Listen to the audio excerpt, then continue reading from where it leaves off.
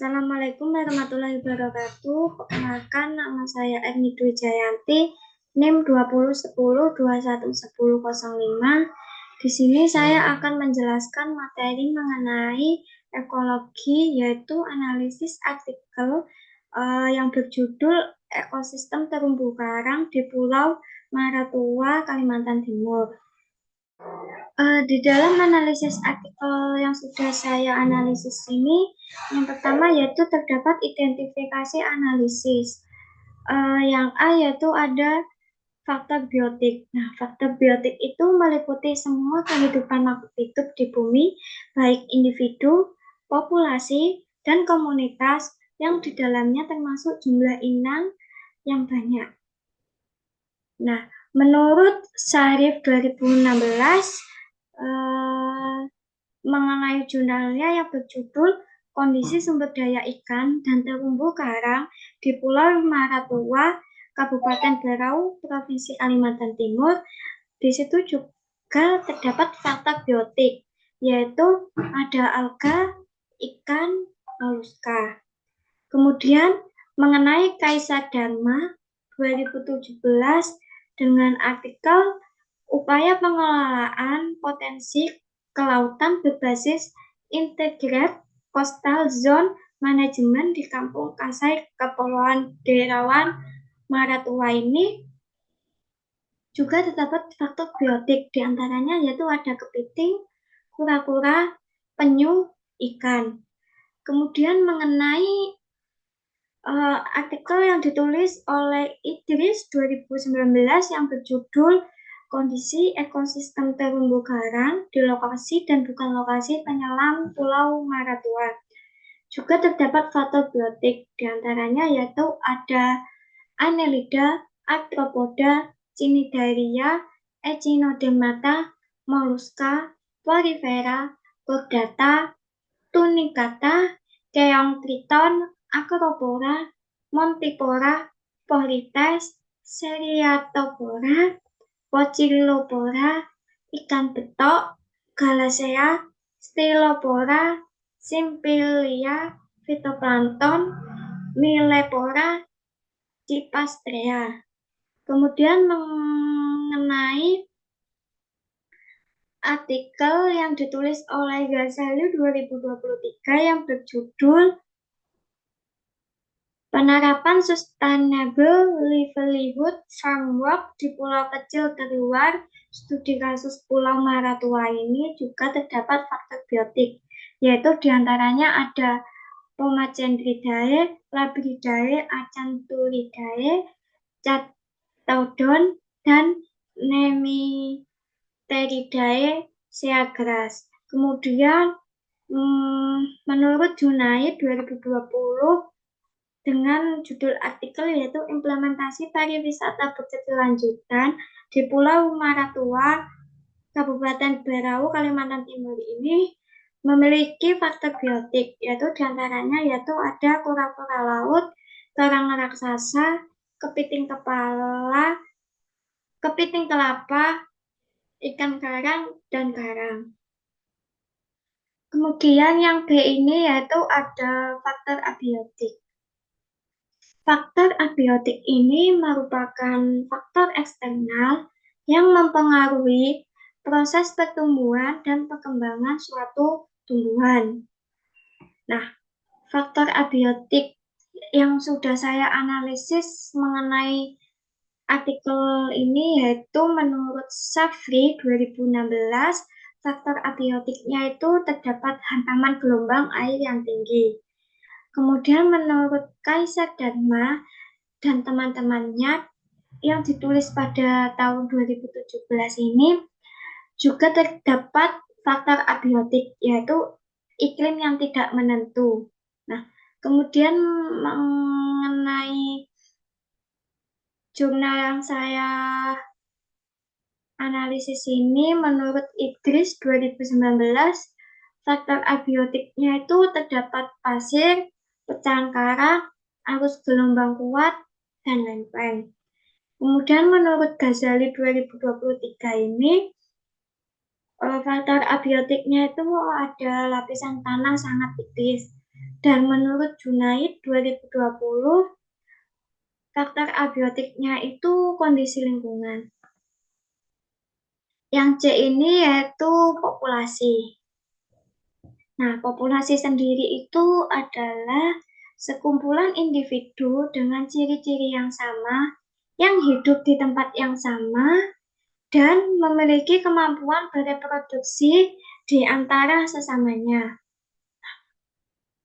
Menurut Safri 2016 ini, populasi yang ada di terumbu karang Pulau Maratua ini meliputi Acropora, ikan hias, Paracaseo-sordida, Hemitauripteris, Polylepis, Heniochus chrysostomus, Chromisdimidiata, Neoglipidodon melas, Lynchia laevigata, Hemiglipidodon plagiometapon, Neoglipidodon nigroris, Vestularia commersoni, Aeoliscus strigatus, Pigoplites diacanthus, Acanthurus lineatus, Paraplex hexaphthalma. Kemudian ada Ampyrion sandaracinus, Lencon atau Letrinidae, ada Baronang atau Siganus sp, kemudian ada alga. Menurut Kaisar Dharma dan teman-temannya yang ditulis pada tahun 2017 ini, terdapat populasi, diantaranya yaitu ada kepiting, kura-kura laut, penyu hijau. Kemudian di sini menurut Idris 2019 juga terdapat populasi di terumbu karang Pulau Maratua ini. Di antaranya yaitu ada Caesionidae, Labridae, keong triton, ikan betok, Porifera, Tunicata, Acropora, Galacea, Stylopora, Montipora, Porites, dan Spons. Nah, kemudian menurut Ghazali 2023, dalam artikelnya ini terdapat populasi paling banyak yaitu Labridae. Kemudian menurut Junaid 2020 juga terdapat populasi yang sangat dilindungi yaitu ada kura-kura laut, karang raksasa, dan kepiting kelapa. Kemudian yang poin 2 yaitu ada komunitas. Nah, komunitas sendiri adalah kumpulan berbagai populasi yang berkumpul pada suatu lingkungan. Dalam artikel ini, menurut Safri 2019, pada artikelnya ini terdapat komunitas terumbu karang di Pulau Maratua. Di antaranya yaitu ada stony coral, dead coral, Pomacendridae, ikan karang konsumsi, damselfish, ikan demersal, ikan kakap, ikan kerapu, dan moluska. Kemudian menurut Kaisar Dharma dan teman-temannya yang ditulis pada tahun 2017 ini, dalam artikelnya ini terdapat komunitas yang sangat dilindungi, yaitu ada karang dan ikan karang.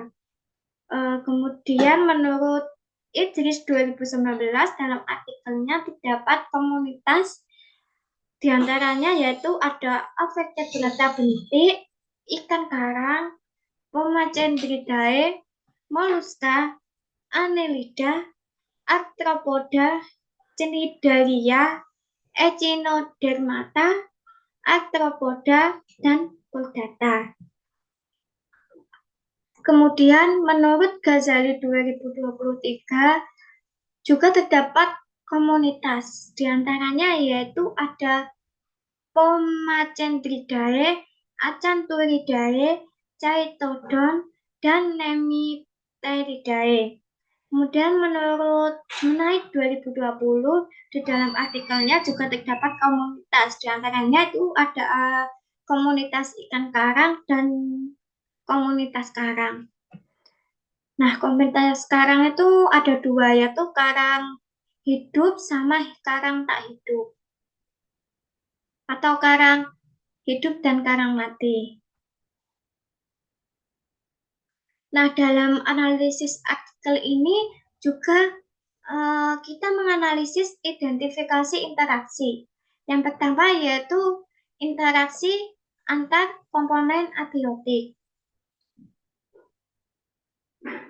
Di dalam artikel yang sudah saya pilah, terdapat interaksi antar komponen abiotik. Yang pertama yaitu pergerakan lempeng tektonik yang menyebabkan pengangkatan kawasan terumbu karang dan menyebabkan terbentuknya beragam variasi habitat terumbu karang. Yang kedua yaitu ada interaksi tak langsung akibat struktur karang, kondisi hidrologi, dan sedimen. Yang ketiga yaitu interaksi komponen abiotik didomisili oleh pasir dan sedikit pecahan karang. Komponen pecahan karang yang patah-patah dan terangkat banyak ditemukan di lokasi penyelam yang diidentifikasikan akibat kegiatan wisata. Nah, yang keempat ini patahan karang akan selalu bergerak akibat pengaruh dinamika air, sehingga juana karang yang menempel akan mati karena terbalik atau terkubur ketika menempel pada patahan karang. Kemudian yang B ini ada interaksi antar komponen biotik. Di dalam artikel yang sudah saya pilah-pilah ini terdapat interaksi antar komponen biotik. Yang pertama yaitu ada interaksi tunicata atau Supilum orocordata yang berkompetensi ruang dengan larva karang. Mereka mampu menginvasi karang yang masih hidup. Kemudian ada interaksi berbagai bentuk pertumbuhan karang merespon secara berbeda untuk gangguan fisik yang disebabkan oleh manusia dengan koloni besar memiliki toleransi yang lebih tinggi daripada bercabang koloni. Yang C ini ada interaksi antar populasi. Nah, di dalam artikel yang sudah saya pilah-pilah juga terdapat interaksi antar populasi. Di antaranya yaitu yang pertama ada interaksi ikan-ikan herbivora di terumbu karang berperan sebagai pengendali utama populasi alga. Itu menurut jurnal yang ditulis oleh Idris 2019. Kemudian yang kedua yaitu ada interaksi langsung, di mana sebagai tempat berlindung dari predator atau pemangsa, terutama bagi ikan-ikan muda. Yang ketiga yaitu ada spons, dapat menjadi dominan dan mengalahkan karang apabila kompetisi dengan alga dan predasi oleh ikan rendah. Yang D ini ada interaksi antar komunitas. Nah, yang pertama yaitu ada interaksi ikan yang berasosiasi dengan karang banyak dijumpai antara lain dari kelompok Pomacandridae, Labridae, Acanturidae, Chaetodontidae, dan Nemipteridae. Yang kedua yaitu ada interaksi dalam mencari makanan, meliputi hubungan antara ikan karang dan biota yang hidup pada karang terutama alga. Yang ketiga yaitu ada interaksi ikan herbivora yang lebih sedikit akan menyebabkan pertumbuhan alga di terumbu karang ini tidak terkendali. Yang keempat itu ada interaksi ikan. Pomacandridae sering menghuni celah-celah pada cabang karang keras.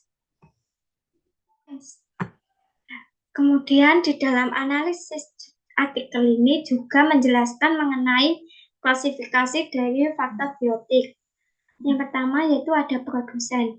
Di dalam produsen terumbu karang ini yang berada di Pulau Maratua ini produsennya yaitu ada alga laut, alga keemasan, seagrass, dan fitoplankton.